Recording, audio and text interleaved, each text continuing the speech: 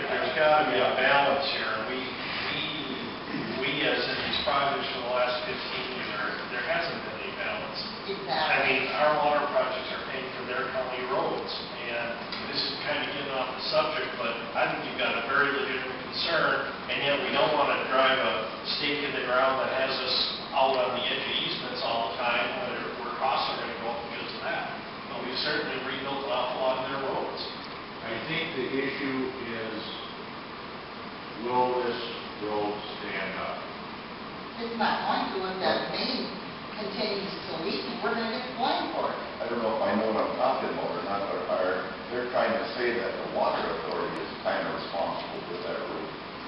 Well, they're questioning our backfill techniques. They're compacting? Right, and they're 100% correct. It is not per an MDOT spec, but our soils don't allow us to do MDOT spec. And not only that, but with the leaky water line next to us, if we would have added compaction, we would have taken the city out of water. So that has to be a very clear understanding of why it's taking place. This theory of trying to get compaction when there's too much moisture in the soil literally liquefies. It's just a plain fact. And we can't afford to completely dig out a road 4 feet deep, 32 feet wide for these people and backfill them with class 2 sand. I think the board needs to hear these comments. Right.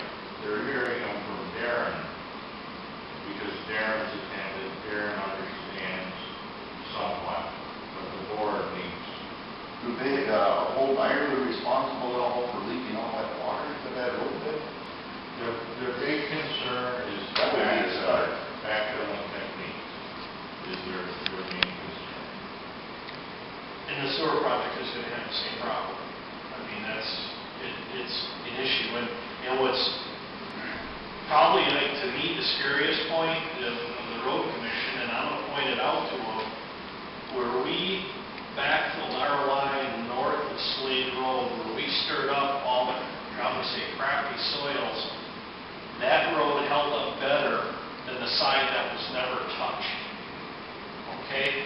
So here they're worried about our trench sagging or whatever, when I know the other side of the road is going to be worse than we didn't even touch it. So, and they need to hear that from us also, because you can drive the road, not you can, but when we did the project this fall, you can definitely see it. There's failures in that road where we didn't even touch it. So, yeah, I think there's going to unfortunately be a little bit of a letter writing campaign on issues on the thing. Getting compaction through that sewer area where, on one side we have the leaky water line, while on the other side you've got this leaky sewer line. So those soils going back into that ditch are going to have to be very carefully segregated. I mean, the wet stuff's got to get hauled out, and the dry stuff has to go back in.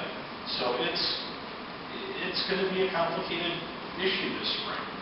Good news is it'll probably be done in May and June, so you've got a couple months of good drying weather. It's not like what we had this fall. So, yeah, it's there'll be a few comments to each other, I think. And Darren's take on the whole thing, which initially I bought into, was, well, if we would have started digging up that concrete and found there were organics underneath it, we would have stopped. Well, that is an absolute no. He got money to fix that road, and maybe he would have been able to pave all the way out to the railroad tracks, and it might have only gone halfway, but he would have had to rebuild that road right. There's no way he could overlay on top of that concrete. I mean, because the concrete was shot. So the problem isn't just Jared W.A. He had a problem that he didn't know about, and he would have exposed it the same way we would have, and the county or the state would have incurred huge costs to fix it.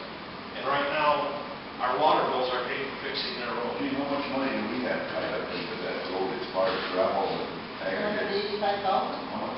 $285,000? That's just a change order. Yeah. Yeah, we were doing 300 of extra work, and there was probably an additional 300 of regular work. So, we've got $600,000 into a road that we put a lot of pipe in the ground for that. So,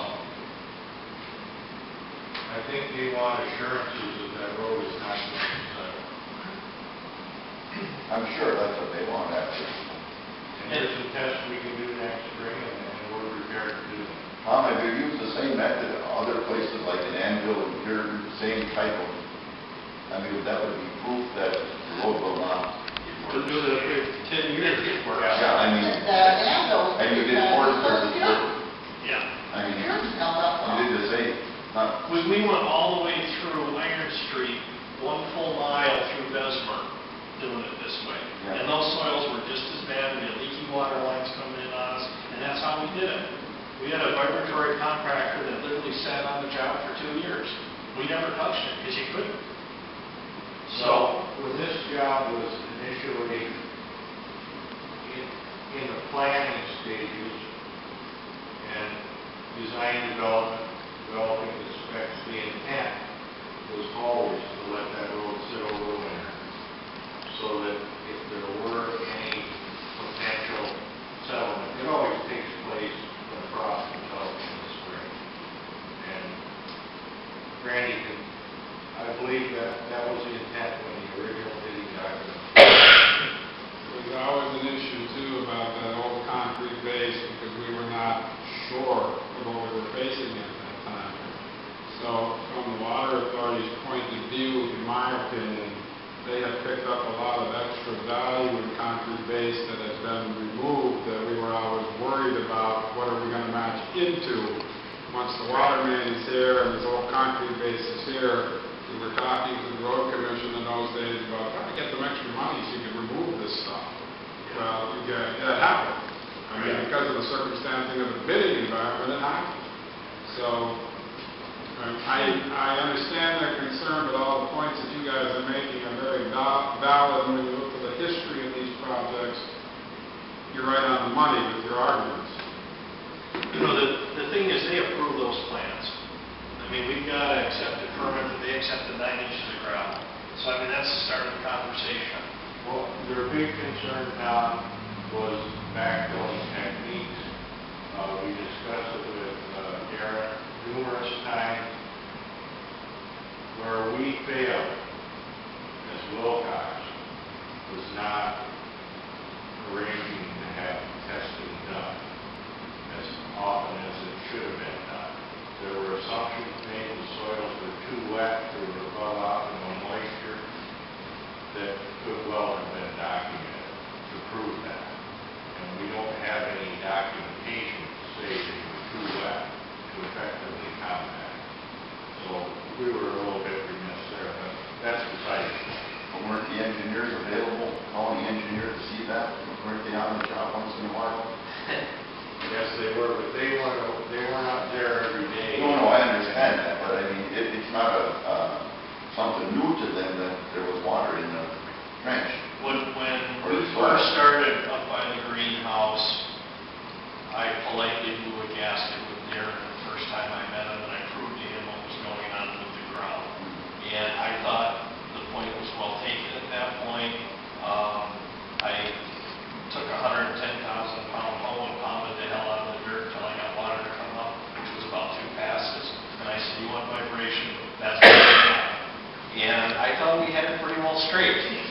Well, then about 2 months later, it raised its head again. And, you know, to make a long story short, to cover what the road commission wants and what Barb and I have talked about, I wrote a letter back to Barb.